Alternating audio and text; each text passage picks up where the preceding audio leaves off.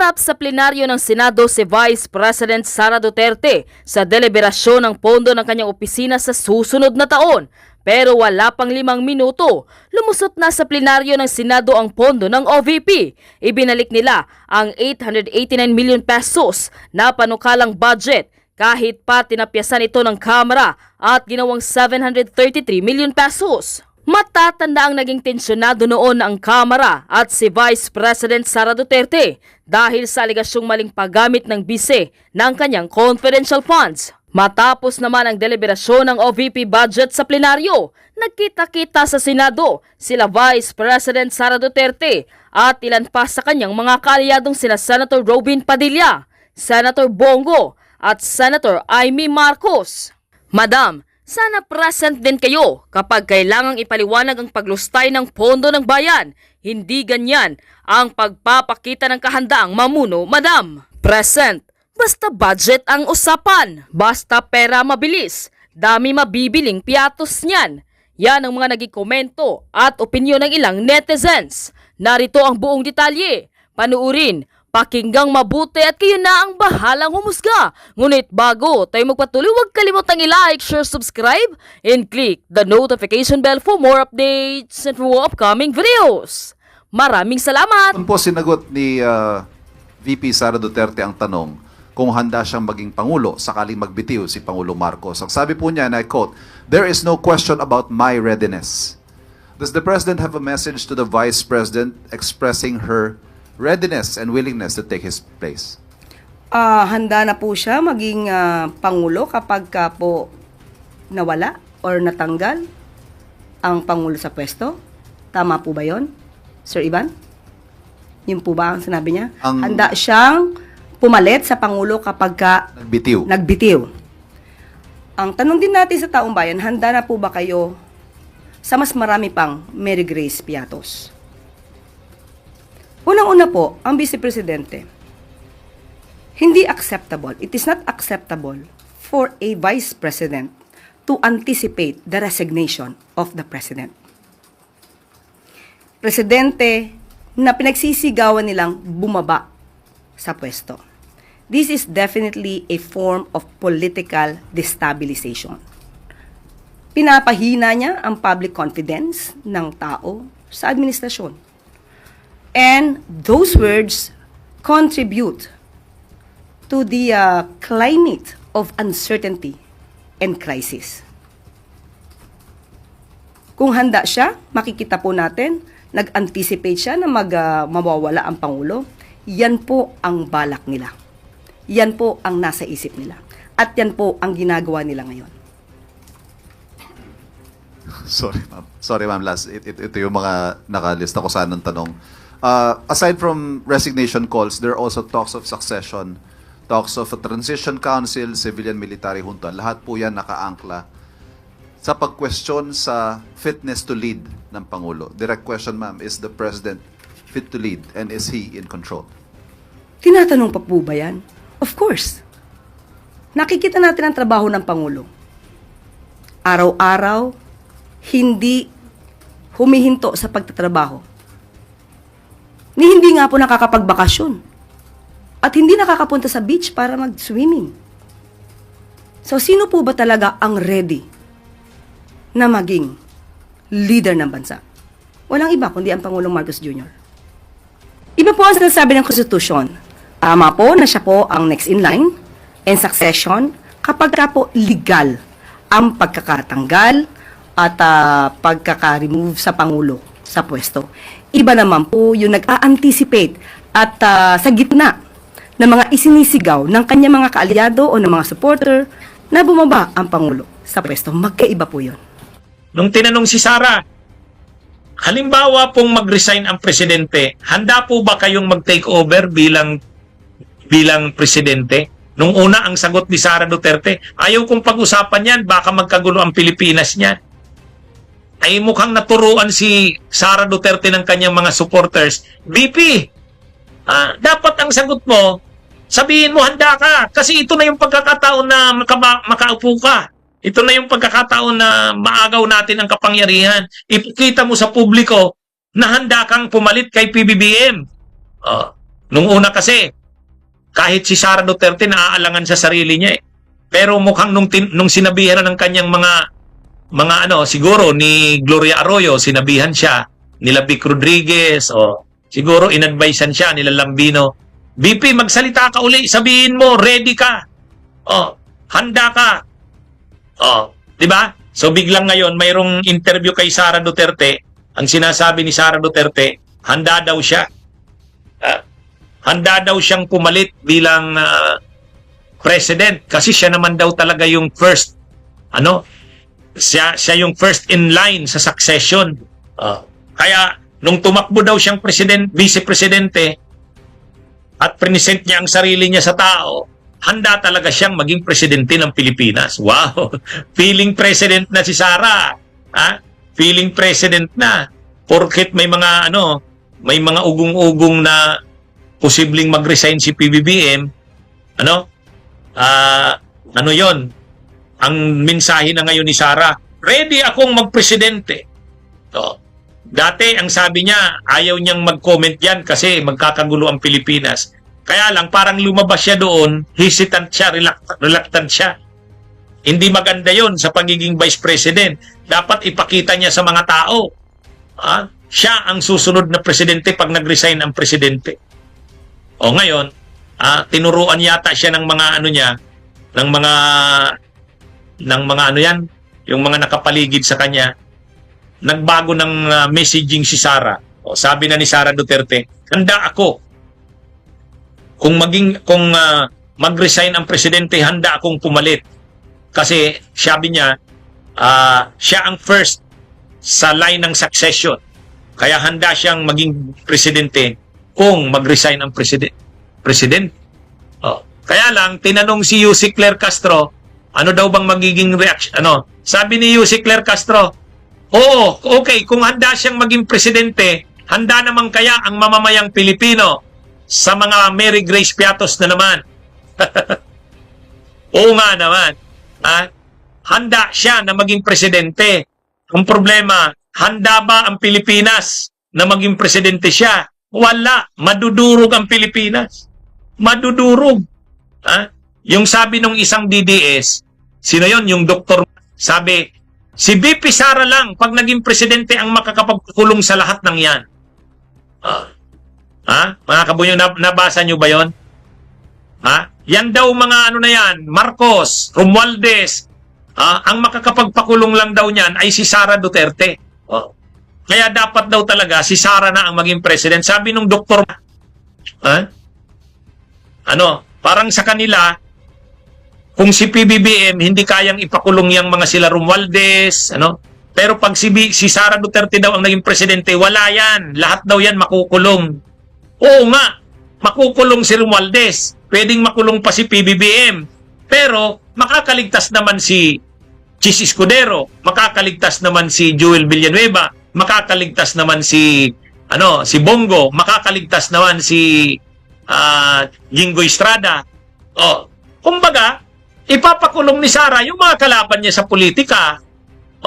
Pero yung mga kakampi niya tulad nila Chis Escudero, Jingo Estrada, Joel Villanueva, ay wala yan, maliligtas yan.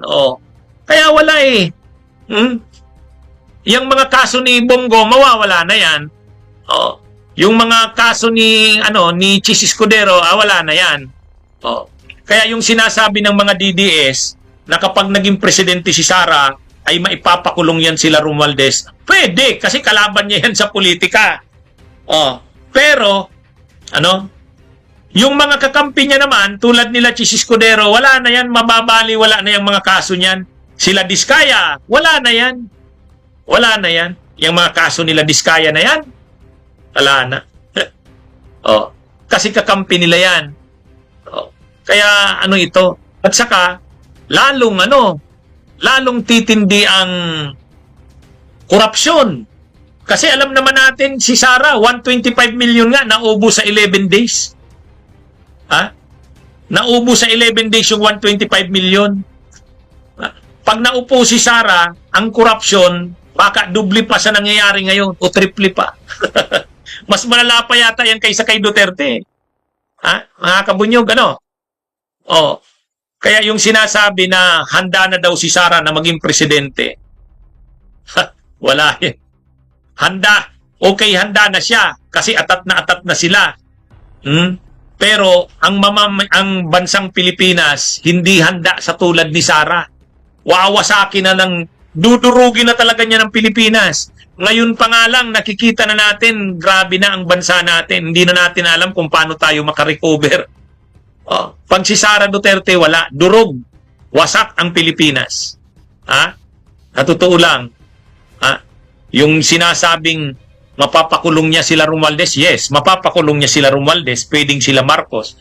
Pero makakaligtas naman sila Jinggoy, sila Joel Villanueva, sila Jinggoy Estrada, yung mga Diskaya. Yan. At ang mamamayagpag na naman yan, pag presidente si Sara, sila Marcoleta, Ruben Padilla, Bongo, Bato, Amy Marcos, ay mga kabunyog. Na-imagine nyo? Handa na daw si Sara maging presidente. Handa ba ang Pilipinas na si Sara ang maging presidente? Imagine nyo na lang, ang mga mamamayagpag, Marcoleta, Bongo, Bato, Ruben Padilla, Amy Marcos, Alan Peter Cayetano, yan ang mamamayagpag. Arroyo, yan. Tapos makikita nyo na naman, makikita nyo yung mga, yung mga vloggers ng DDS, ano naman yan, mamamayagpag. Yung mga Banat Bay na yan, sila Trixie Cruz Angeles, sila Lorraine Badoy, Eric Celis. Ay! Sus, na-imagine nyo kung anong mangyayari pag presidente na si Sara? Handa ba ang Pilipinas sa ganoon? Kasi handa na daw si Sara na maging presidente. Ay, mga kabunyog, mga kababayan. Ay. Kaya ito? Kung ngayon, galit tayo sa korupsyon, pag si Sara ang presidente, triple pa yata ng korupsyon ngayon. Si Sara Duterte kasi, mga kabunyog, mga kababayan, nung una, ayaw niyang mag-comment doon sa issue na may tinanong kasi siya ng media, anong masasabi mo, BP Sara, doon sa kapag, just in case lang, mag-resign si PBBM o mapaalis sa pwesto si PBBM, ready po ba kayong mag-take over? Ang sagot ni Sara, no comment siya, ayaw niya mag-comment. Kaya lang, dun yata sa kanyang mga supporters, hindi nagustuhan yung sagot niya na yon. Kasi gusto ng kanyang mga supporters ipakita o sabihin ng Vice Presidente na handa na ito. Sabihin, gusto nila, ang maging sagot ni Sara Duterte, handa ako. O ngayon, nagpa-interview ulit si Sara, sa pangalawang pa-interview niya, binago niya na yung sagot niya. Kung dati ang sagot niya ay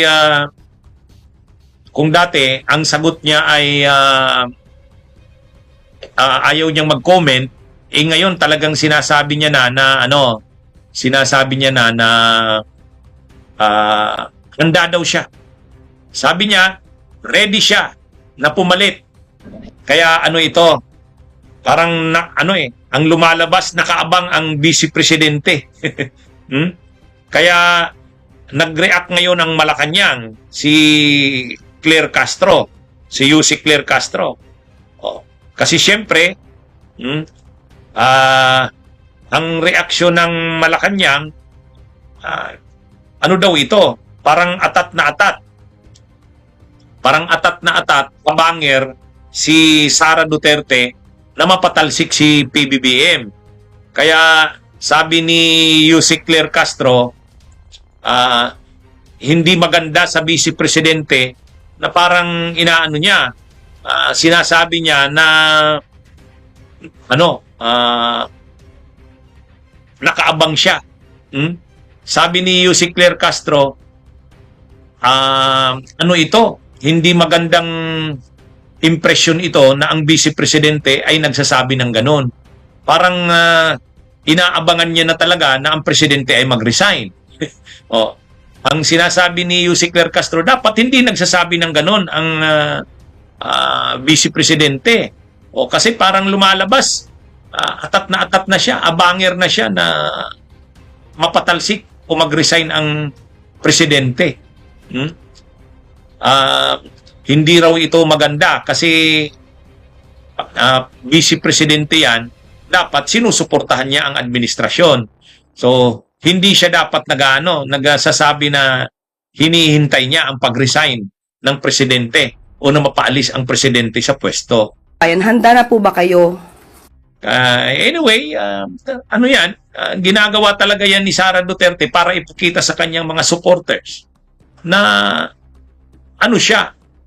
handa siyang pumalit sa presidente kung sakaling mapatalsik ito. Yun naman ang gusto ng kanyang mga supporters eh. Kumbaga ito, pagpapalakas ito ni Sara Duterte ng loob ng kanyang mga supporters. Kasi parang humina yung loob ng kanyang mga supporters nang sabihin niyang ayaw ko mag-comment sa bagay na yan. Pero actually, tama yung una niya na ayaw niya mag-comment kasi unprofessional at saka unethical sa vice presidente na sasabihin mong handa siyang pumalit sa presidente.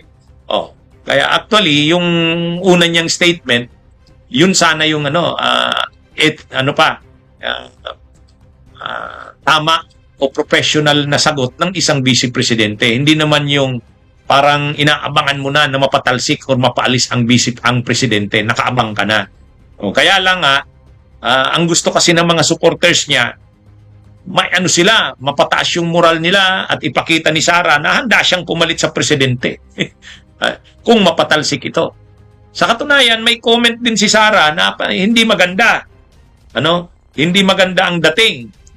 Kinokomentaryohan ito ng mga netizens kasi ang comment ni Sara Duterte, sabi ni Sara Duterte, comment niya ito tungkol dito sa mga kumakalat na extra mga military junta, mga extra constitutional na actions or movements. Ang comment niya, any extra constitutional movements or actions is beyond my sphere. So, kung gusto nila na gumalaw sila, nalabas sa konstitusyon, nasa kanila yon. So, parang ang ang lumalabas dito, parang ini-encourage pa ni Sara Duterte, Vice Presidente ka ng Pilipinas, parang ini-encourage mo yung mga extra constitutional na tulad ng military junta. Kaya anyway, yan yung dahilan bakit medyo hindi nagustuhan ni Yussi Claire Castro yung mga komentaryo na yan ni Sara Duterte. Sa bagay, ano naman ang inaasahan ni Yussi Claire Castro sa Vice Presidente? Talagang matagal na yan na atat na pumalit sa presidente. Lahat nga ginagawa na nila eh. Kung ano-ano na panawagan nila, people power, military junta, kudeta, withdrawal of military support. Lahat na yan. Actually si Sara, halimbawa nung September 21, nandun siya sa Japan. Habang nagkakaroon ng mga kaguluhan yung kanyang mga supporters, nagtatangkang baka mapatalsik na si PBBM sa pwesto. Mayroon nga mga mayroon nga mga nagsasabi, nasa Japan ang vice presidente pero kapag napatalsik na, babalik na para manumpa. Laging ganun yung senaryo nilang nakikita, manunumpa na ang kanilang leader. Papalit na, Kaya lang, ngayon na naman, ganun na naman ang senaryo nila na nakikita. Actually, nung November 16 to 18, gano'n na naman. Ang mga DDS, nagpo-post sila na manunumpa na, maghanda na kayo sa panunumpa ni VP Sara. Mapapatalsik na ang administrasyon. Hindi na naman nangyari. Ngayon na naman, patuloy pa rin sila sa ganyang mga kaisipan o pangarap. Kaya lang, maraming beses na nilang pinangarap yan, wala namang nangyayari. Wala namang nangyayari. Ang mahirap din kasi, bakit hindi nagtatagumpay yung mga pagpapatalsik kay PBBM? Isang bagay, or ito nga ang mayor na bagay, bakit hindi mapatalsik si PBBM? Bakit hindi napipersang mag-resign? Kasi, yung iniisip, kung susundin mo ang konstitusyon, papalit ang vice presidente, si Sara Duterte. Ang kaisipan ng maraming kababayan natin, panatiliin na lang muna si PBBM kaysa naman pumalit si Sara Duterte. Kumbaga, mas nakikita ng marami na magiging problemado ang bansa, hati-hati ang bansa, instability. Lalong magiging magulo ang bansa kapag si Sara ang naging presidente. Kaya, kumbaga, kahit napakarami ng issue kay PBBM, hindi pa rin masuportahan yung constitutional succession na pumalit ang vice presidente kasi hindi nga, ayaw nga sa vice presidente. Kaya yan yung pero syempre ang kampo ng mga Duterte, yung kanilang mga kaalyado, talagang gustong-gusto na nilang mailuklok na si Sara Duterte. Lalo yung mga senador na mga may kaso ngayon sa anomalya sa flood control. Lalo na sila Bato na ngayon nakaamba ang warrant of arrest galing sa ICC. Lalo na yung mga kongresista ngayon na nai-involve sa tulad nila Saldico. Talagang gusto nila maipwesto na si Sara Duterte. Yan lang ang magliligtas sa kanila. Kaya lang, syempre, hindi papayag ang taong bayan sa ganyan. Yan ang malinaw dyan. Mga kabunyog, mga kababayan, medyo talaga yung sinasabi ko sa aking mga vlogs na itong mga susunod na araw ay medyo ang krisis sa politika sa bansa natin ay magiging matindi talaga. Ngayon, kaliwat kanan, kung napapansin natin ang mga balita, napapansin natin ang mga nangyayari, kaliwat kanan ang mga press conferences, kaliwat kanan ang mga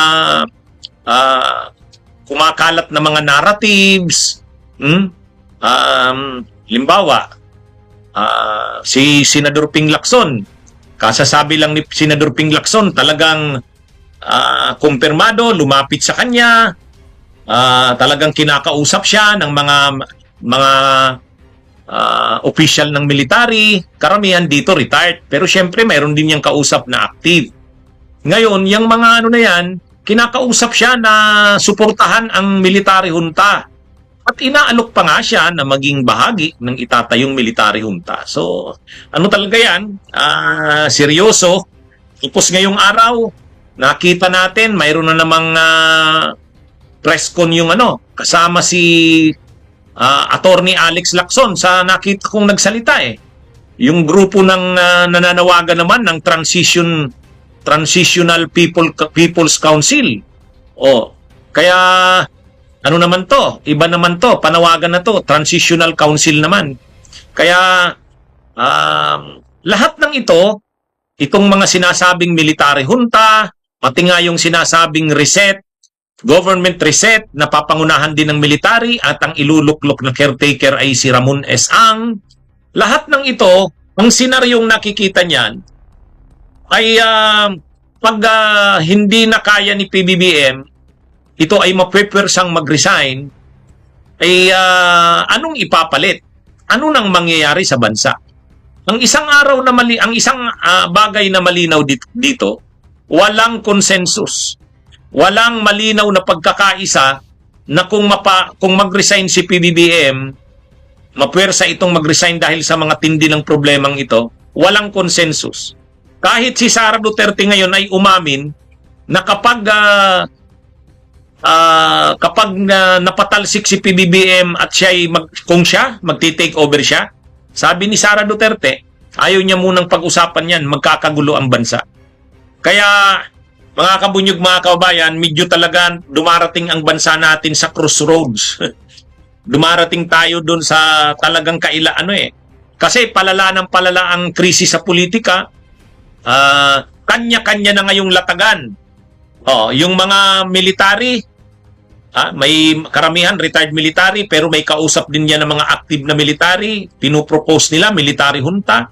Kung hindi man military junta, yung tinatawag nilang reset, military pa rin ang backing, kudito pa rin, pero ang iluluklok na ngayon, caretaker government. Mayroong ganon. Si Ramon Ang pinupropose nila. Nagsalita na dyan si Baguio City Mayor Magalong, sabi niya, okay siya doon, sa ideya na yon. Sila Attorney Alex Lacson, may press con kanina, pinapanood ko, People's Council, Transitional Council naman ang pinapanawagan. Kaya mga kabunyog, mga kababayan, sabi nito, ang nagpapagulo ang mga vlogger lang. Hindi rin kasi halimbawa ako, dinidiscuss ko lang naman to, pinapakita ko lang anong nangyayari. So ngayon, kung titingnan nyo mga kabunyog, ano ang sitwasyon dito? Sa nangyayari ngayon,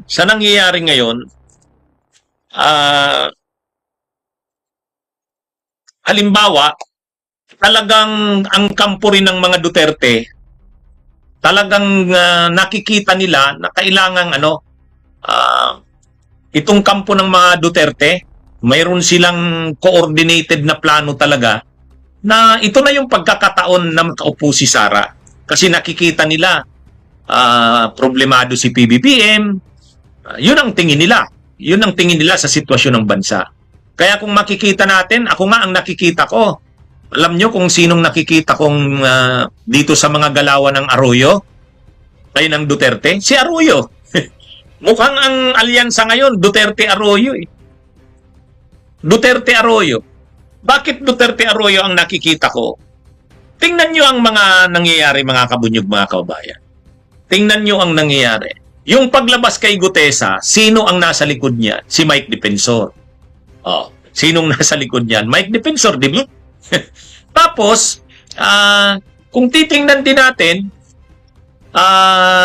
si Saldico, nagtatago sa ibang bansa, sino sa tingin nyo ang tumutulong sa kanya? Sinong tumutulong sa kanya? Ang abogado niya, si Roy Rondain, alam nyo kung sino yan si Roy Rondain?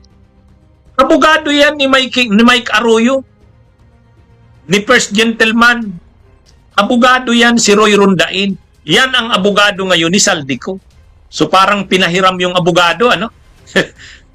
Parang pinahiram ng Arroyo. Oy, Saldico, si Roy Rondain ang anuhin mo. Magaling yan na lawyer. Lawyer namin yan. Lawyer ng pamilya. Ngayon, nakita nyo. Sino ang tumutulong kay, sino ang naglabas kay Gutesa? Si Mike Defensor. Alam naman natin si Mike Defensor.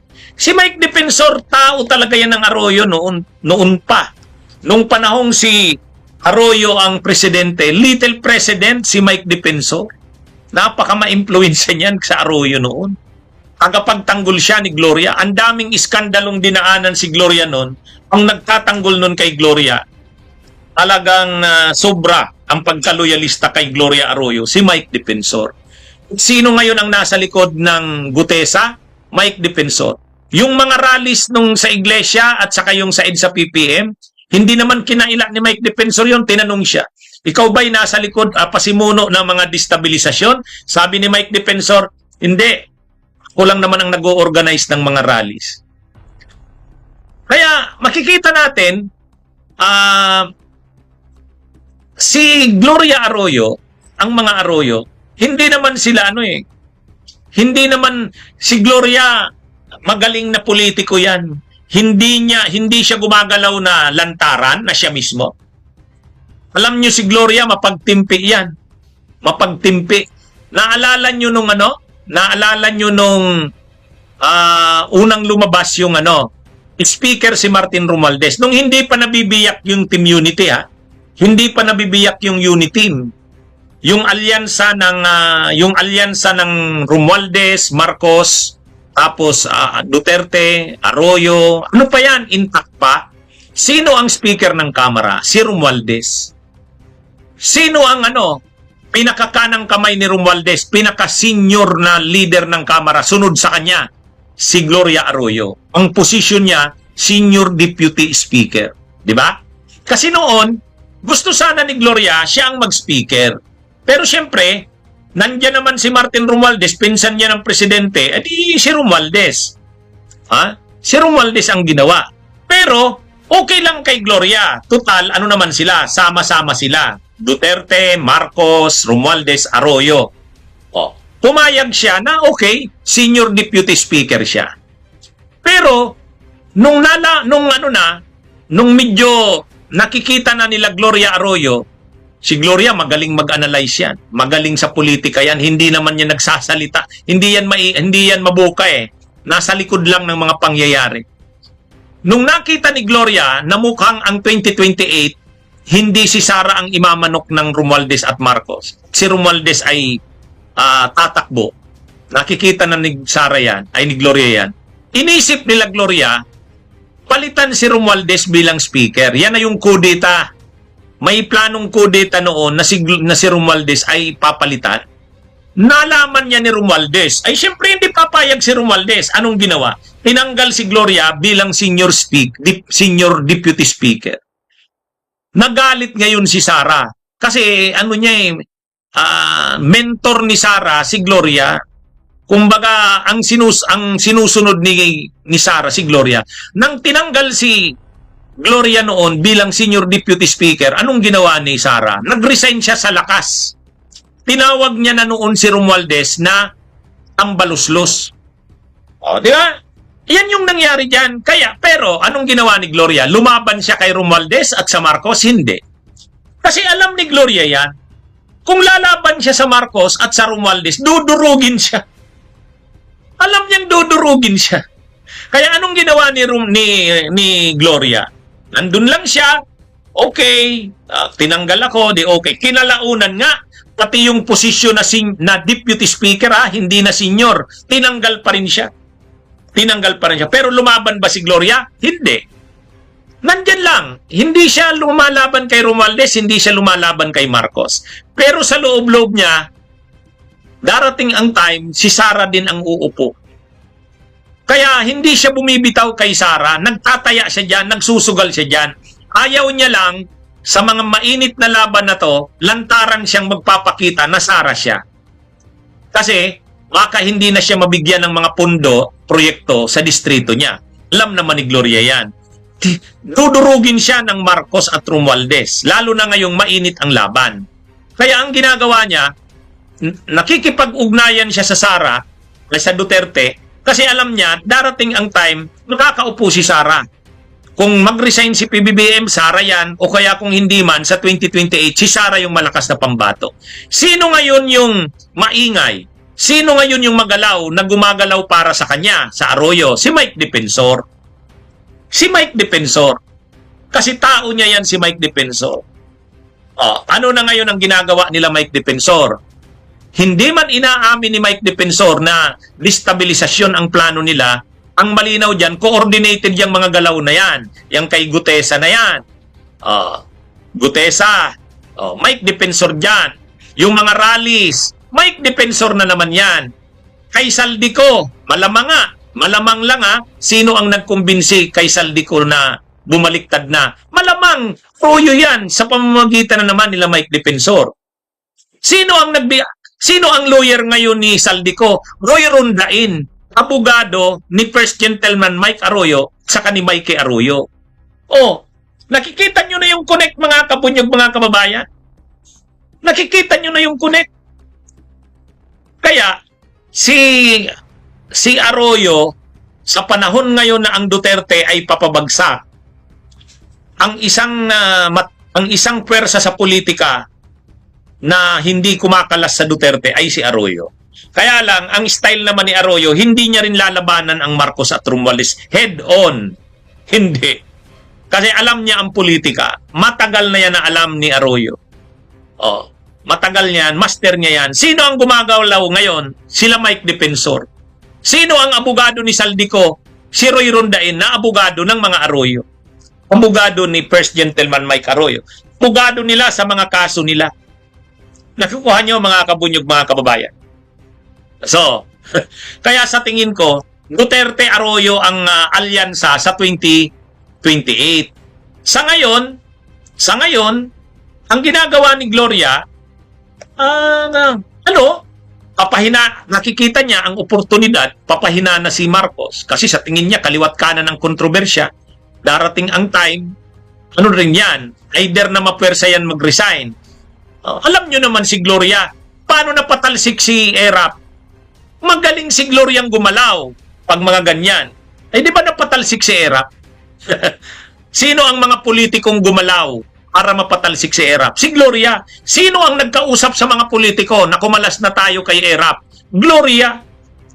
Sino ang kanyang gumalaw na mga tao noon sa Kongreso? Si Mike Defensor, kongresista pa noon.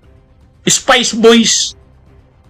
Ito mga kabunyog, mga kababayan, ito ang nangyayari dito. Kaya, sa totoo lang, ang galawan ngayon, ako, nakikita ko ang pansinhan ni Gloria dyan.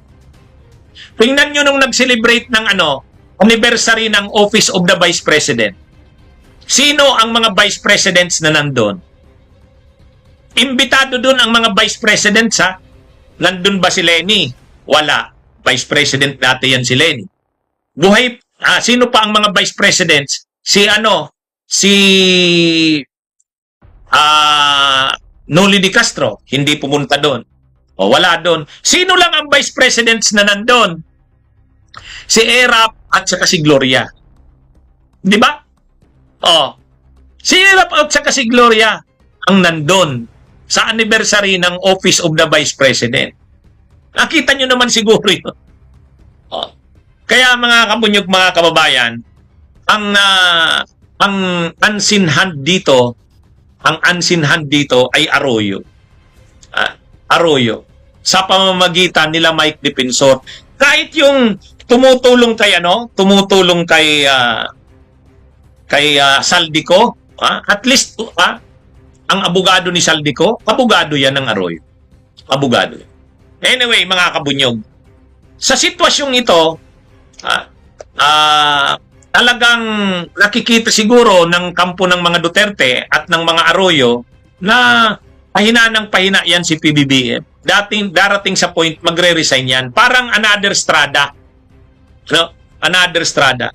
At ilulukluk dyan si Sara. Kaya lang, makikita rin natin na hindi magiging madali ang pag-upo ni Sara. Tanggap yan Tanggap yan ni Sara mismo. Ito, pakita ko sa inyo. Ito mga kabunyog.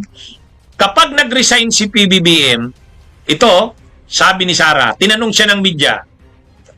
Ayan media, just in case mapatalsik si PBBM sa pwesto, are you ready to take over? Ang sagot ni Sara, November 23 ito, kahapon. Yan ang hindi ko muna sasagutin kasi magkakagulo tayo niya. Kita nyo? Alam ni Sara yan. Inamin niya mismo na tinanong siya ng media, halimbawa pong just in case mapatalsik si PBBM, are you ready to take over? Sabi niya ayaw niyang pag-usapan yan. Bakit ayaw niyang pag-usapan yan? Kasi pag napatalsik si PBBM, papalit siya, magkakagulo. At least alam niya. Yan din yung balita sa isa pang ito. VP Sara, sakaling mapatalsik si PBBM, magkakagulo tayo. Yan. Di ba? Yan yung yan yung isang talaga. Bakit magkakagulo? Kasi hindi siya tanggap ng tao Ang tanggap lang sa kanya yun, mga pro-Duterte. Pro-Duterte. Pagdating sa mamamayang Pilipino, wala. Sa ngayon pa lang, kita nyo, yung sabi ko, kaliwat kanan ngayon.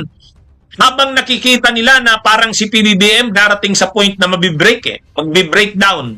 Kasi kung hindi niya na kayang pamunuan ng bansa dahil sa kaliwat kanang korupsyon na ito, ang political crisis ay darating sa point na pahina ng pahina si PBBM. Pag napersa siya na mag-resign, umapaalis sa pwesto, ang iba-ibang grupo nag-o-offer ng alternatives Kung mga military, gusto nila military junta. Mayroon ding proposal ang mga military. Sige, kung ayaw nyo ng military junta, reset tayo ng gobyerno. Ilukluk natin si Ramon S. Ang. Pero ang maglulukluk pa rin dyan sa caretaker government na yan, military pa rin, military back. Another na naman yan. Kinumpirma yan ni Senador Ping Lacson. Hindi ko chismis yan. Kay Ping Lacson, sabi niya, oo, kinausap nga ako Kinausap ako, gusto nila. Suportahan ko yon. Ang gusto pa nga nila, kapag binuo yung military junta, ilagay ako sa council o sa junta. Ibig sabihin nito mga kabunyog, mga kababayan, kumbaga kung titingnan natin, alam ni Sara na hindi katanggap-tanggap sa maraming Pilipino na pumalit siya kay PBBM. Kaya lalong tumitindi ang political crisis natin.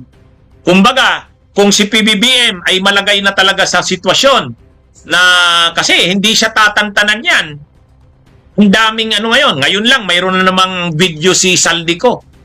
malamang si Saldico, marami pang ilalabas yan. Hanggang kailan kayang depensahan yan ni PBBM? Si Martin Romualdez, hindi natin alam ang ano niyan. Baka pag nasukol si Martin Romualdez, ay mag-ala Saldico rin. Ganun din si Amina Pangandaman. Hindi natin alam kung anong sasabihin nila sa investigasyon sa kanila. So, kung mga kabunyog, mga kababayan, sa sitwasyon na yan, papalit ba si Sara Duterte? Nang tinanong si Sara Duterte, inamin niya mismo. Sakaling mapatalsik si PBBM, magkakagulo. Kaya ayaw niya. Sabi niya, ayaw ko munang pag-usapan yan. Yan o. Yan ang sabi ni Sara Duterte. At least alam niya. Just in case mapatalsik si PBBM sa pwesto, are you ready to take over? Ayan ang hindi ko muna sasagutin kasi magkakagulo tayo niyan. Kita nyo? Alam niya eh. Walang consensus. Kumbaga, hindi ito tulad nung panahon ni Erap. Nung panahon ni Erap, nang napatalsik si Erap, yung mga tao na ayaw na kay Erap, nagkaisa, o sige, ipalit na natin ang Vice President. Hindi ganyan ang sitwasyon natin ngayon. Hindi ganyan. Maano mga kabunyog, iba ang sitwasyon ng bansa natin sa ngayon. Nung si Erap ay nalagay sa krisis dahil doon sa mga korupsyon din sa panahon niya, tapos naging whistleblower si Chavit Singson, tapos nabastos na ang Malacanang, ginawa ng inuman ni Erap, barkadahan, mga kabunyog, mga kababayan, nagkaroon na ng impeachment sa kanya, ayaw pabuksan yung second envelope, yung Bilarde account, wala na, hindi na kaya ni Erap na mamuno. Ngayon, ano ang napagkaisahan ng mamamayan? Ibig sabihin, at least yung iba-ibang mga grupo na laban kay Erap, ano ang napagkaisahan? Sige, paupuin na natin ang Vice President. Yung military noon, nagkaisa, i-withdraw na ang support kay Erap. Sila ang Angelo Reyes, winidraw na yung support kay Erap. Sinuportahan na si Gloria. Si Panfilo Lacson, wala nang nagawa. PNP chief noon, winidraw na rin yung support. Withdrawal of support yun. Sino ang linagay na mauupo? Si Gloria Arroyo, Vice President nung panahon na yon. Kahit yung mga progresibo, kahit yung simbahan, buhay pa noon si Cardinal Sid, buhay pa noon si Cory Aquino. Napagkaisa, sila, okay sila na si Gloria Arroyo ang pumalit. Kaya kaagad-agad pinasumpa si Gloria ng Korte Suprema, ng Chief Justice ni Hilario Davide, kung maalala natin. Ibig sabihin, may consensus noon, nung nakita na wala na yan si Erap, nagkaisa noon na paupuin na ang Vice President, yung constitutional successor. So ngayon, pero ngayon wala eh. Kahit si Gloria, kahit si Sara ang constitutional successor, mas marami ayaw sa kanya. Kung ayaw man ng mga tao kung sakaling hindi na kaya ni PBBM, just in case, hindi na kaya ni PBBM at mapatalsik siya, ayaw ng marami kay Sara. Ang gusto lang kay Sara, yung supporters niya. At sila, hindi magiging, walang consensus para sa kanya. Walang konsensus. Kaya medyo mga kabunyog yan ang pagkakaiba ng sitwasyon ng bansa natin ngayon. Yung kinalalagyan natin ngayon na sitwasyon ay naiiba kaysa noon. Iba ito. Iba ito. Kahit nung panahon ng EDSA People Power 1, ayaw na ng tao kay Marcos Sr., okay, yung ipapalit si Cory. Suportado ng simbahan, suportado ng military, suportado ng mamamayan. So walang issue doon. Pagkapatalsik kay Marcos, ang gusto ng tao, sige, Cory Aquino tayo. Malinaw yon. Nung EDSA 2, ganun din. Ayaw na ng mga tao kay Erap, ang military nag-withdraw na ng support. Sila Angelo Reyes, si Ping Lacson, PNP chief, wala nang nagawa, nag-withdraw na rin ng support. Ang simbahan, nanawagan na rin ng pagpaparesign kay Erap, pagpapatalsik. Ganun din ang mga progresibong grupo, mga cause-oriented groups, civil society, lahat nagkaisa. Ang kanilang napagkaisaan, paupuin na ang Vice President. Si Gloria Arroyo yun. Ngayon, walang ganyan.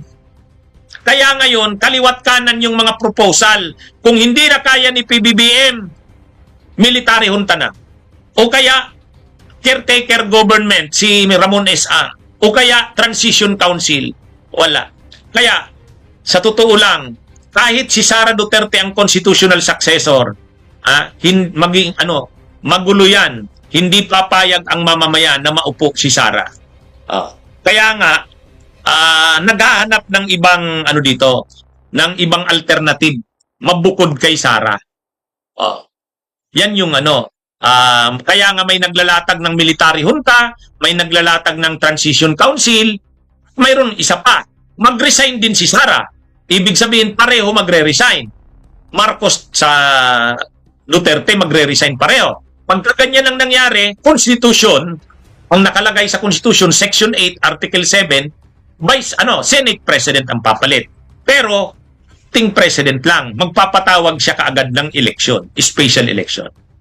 Ngayon, sa senaryong ito, ang isang kapansin-pansin, mga kabunyog, mga kababayan, ang napapansin ko, itong mga pro-Duterte, nakakakita na ng senaryo na, parang magtatagumpay tayo. Kung hindi mo tayo ang makapagpatalsi kay PBBM, parang sa tindi ng krisis, magre-resign si PBBM, ihanda na natin si Sara Duterte. Kaya ngayon ang nangyari, hapon may nakita akong pagtitipon ng mga supporters ng Duterte. Nagbuo sila ng bagong movement o koalisyon. Ang tawag nila, Save the Philippines Movement. Nandun lahat. Nakita ko si Mike Defensor, si Glenn Chong, si Vic Rodriguez, si Silvestre Bello. Nandun yung mga leaders ng Duterte. Sila Jimmy Bundok. Basta nandun sila lahat. Nagpatipon sila kahapon.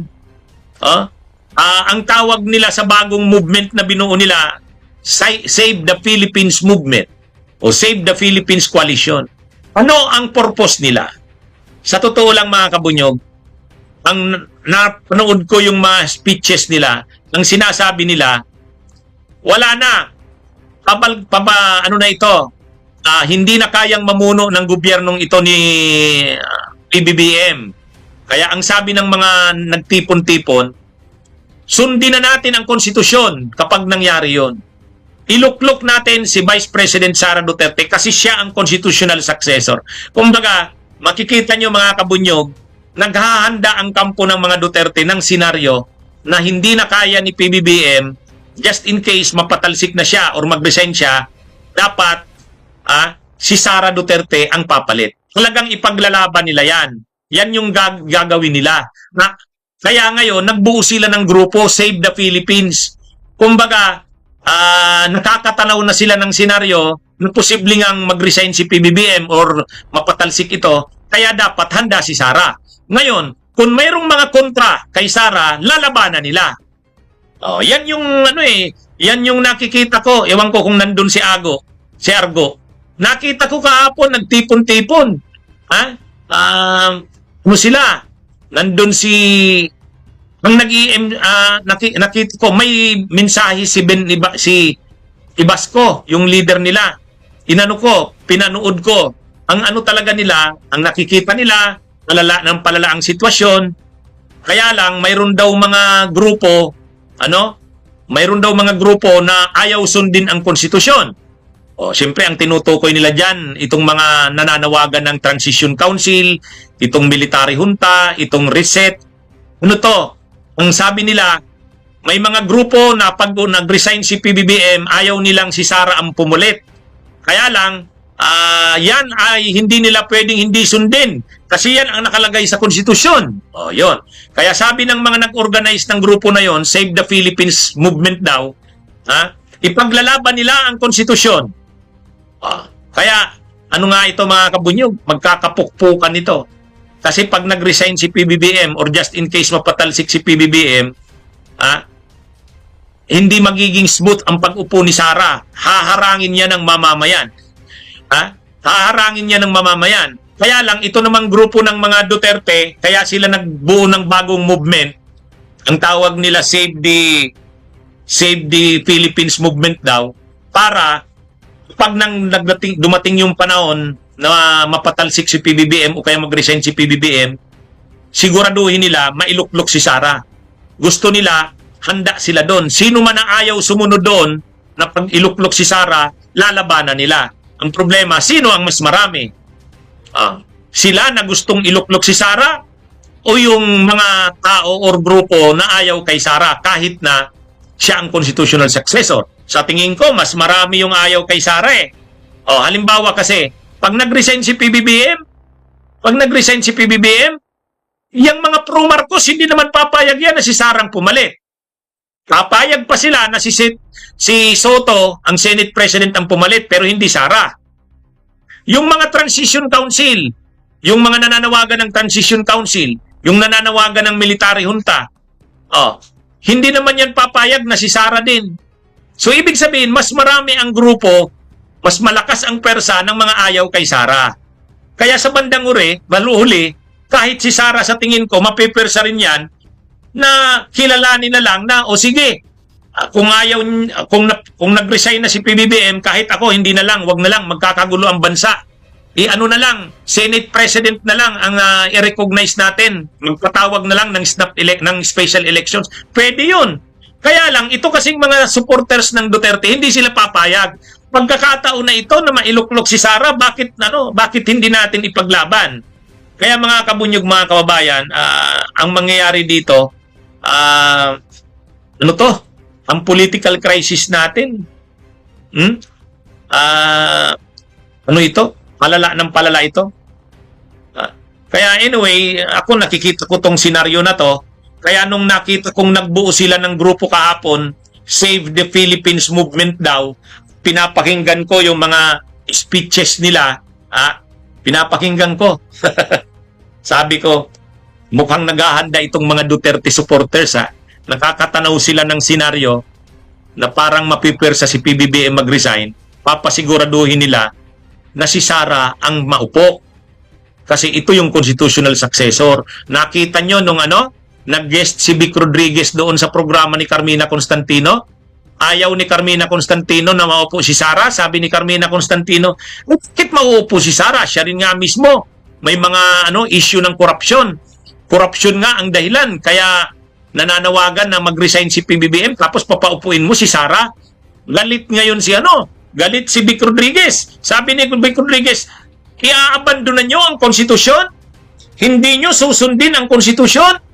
Yung mga ganun na yung sinasabi ni Vic Rodriguez eh. Sumukhang nakatunog si Vic Rodriguez na hindi sila nakakasiguro na pag nag-resign si PBBM o mapatalsik si PBBM, smoothly magta-transition Vice President, constitutional successor, hindi. Mukhang natutunugan nila yon. Kaya ang ginawa ngayon ng mga kampo ng Duterte, naghahanda sila. Dapat talaga maganda pala tayo. Magbuo tayo ng movement para ihanda na kung mag-resign si PBBM, siguraduhin si Sara ang maupo. Yon. God save the Philippines. Umano. Sino ang tanong? Sinong sasama sa kanila? Sabi ni Muntik, tikbalang. Kaya, sa totoo lang mga kabunyog, kahit si Sara Duterte nagsabi na, kapag just in case lang, mapatalsik si PBBM, papalit ba siya? Ang sabi niya, ayaw kong pag-usapan yan, sabi ni Sara Duterte. Kasi, magulo yan. Ito, sabi niya, just in case mapatalsik si PBBM sa pwesto, are you ready to take over? Tanong ng media. Sabi niya, yan ang hindi ko muna sasagutin kasi magkakagulo tayo niyan. Yun. Kaya, pero itong mga DDS supporters, sila Mike Defensor, Vic Rodriguez, Jimmy Bundok, nakita ko. Si Ungab, nakita ko rin sa pagtitipon kahapon. Si Ungab, si Bello. Ibig sabihin yan, galing pa ng Davao sila Bello, pumunta ng kompleto sila. Yung mga sila Mike Defensor nandun. Talagang sila, nagbubuo na sila nung nung Save the Philippines Movement daw. Save the Philippines Movement. Anyway, abangan natin. Pero, sa totoo lang, tulad ng nasabi ko, mahina na ang persa nila. Kaya lang, totoo rin yun, pag nag-resign si PBBM just in case mapatalsik ito, Ipaglalaban ng mga pro-Duterte yan, si Sara ang maupo. Kaya lang, ang tanong, kaya ba nila? Mukhang mas marami ang taong ayaw kay Sara eh. Ha?